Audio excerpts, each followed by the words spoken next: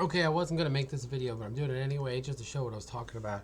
I basically selected all of the vertexes except for the one in the middle, and then none of the ones around it. So all of the geometry that I just created for that bump out and beveled and did all that stuff, because I like it, but again, I would need to go into Photoshop and fix the texture to match. But I wanted to go ahead and show if anybody actually watched the 20-minute video I did before this one and was like, hey, this looks bad, and he mentioned if we got rid of it, it would be fine.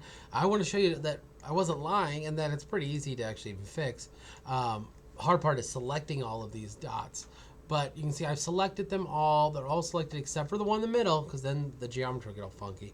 And I'm just going to literally hit backspace on my keyboard. Boom. And you can see here, there we go. It looks like it may have gotten rid of that one. I might, if I really want to fix geometry, I need to cut the lines back in. It looks like selecting it didn't quite save it, but you can see already I removed that geometry. Boom, it flattened it. It looks fine. There's still that weird kind of area here that the what is it, the AI generator did, but essentially it looks fine.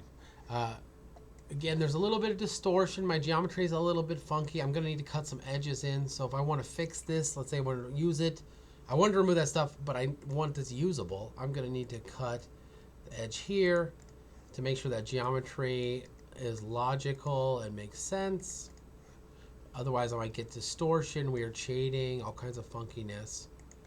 You can see here, I can't leave that gap along here. Otherwise, it's not a quad or it's not a square. Now you can see I could go through and cut it in the middle. Honestly, I don't necessarily need to do that, because really these things I can just hit backspace and remove them and see how it looks. You can see it's moving it up because that's what the texture actually looks like. And there we go. Again, I don't want any free-floating areas. I don't want any funky geometry. All quads, all squares. That's going to create a nice, even lighting. It's going to look good. If you're doing video game work, it'll look great. If you're doing cinema work, it's important because the shading will be right, etc. So you can see here now, look how much nicer it looks without that geometry. It doesn't look, again, the silhouette, what I was saying before, it doesn't have that geometry showing. But honestly, this piece probably doesn't need it.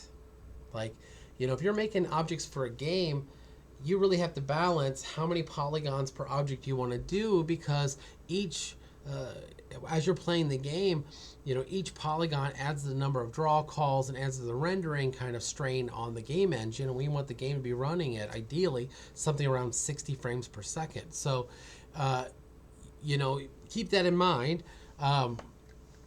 You may not want it. Like, again, I don't think this box really needed that geometry. If we felt like we needed it, we could try adding it back in, and we could try modeling it with the texture on it. Sometimes that's a little bit easier than trying to add it, you know, and then fix the mapping to match.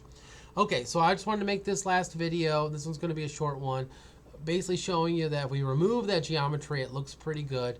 I do want to say, if you're modeling, remember, we want every polygon ideally to be a square, quads. That's what you're looking for. Inside of 3D, inside of 3ds Max, each quad is essentially 2 triangles. You know, so keeping kind of that in mind, that's still the case. In fact, you can see, if I edit triangulation, you can see all of the triangles being generated. So even though it is quads, they're still, you know, gonna, you know, creating the triangular mesh. But it's almost always going to look nicer, flow good, etc. Now, there are some times where maybe if you're getting some weird shading along the triangulation, you might need to edit the triangulation, but that's rare. It does happen. It's not like I haven't done it. I've done it many times, but it's kind of rarer. And you can see for this object, we ain't going to probably have a problem at all, because it looks okay. All right, hopefully that makes sense. You know, again, I feel it's kind of silly that I made a video where I made the model and then I removed part of it, but, you know, truth is, I didn't want these videos to look like a cooking show where I like put the ingredients in and then I pull it out the oven and it looks brilliant. I did a little bit of pausing while I did some of the tedious work, because nobody wants to watch somebody move vertices around for 25 minutes. But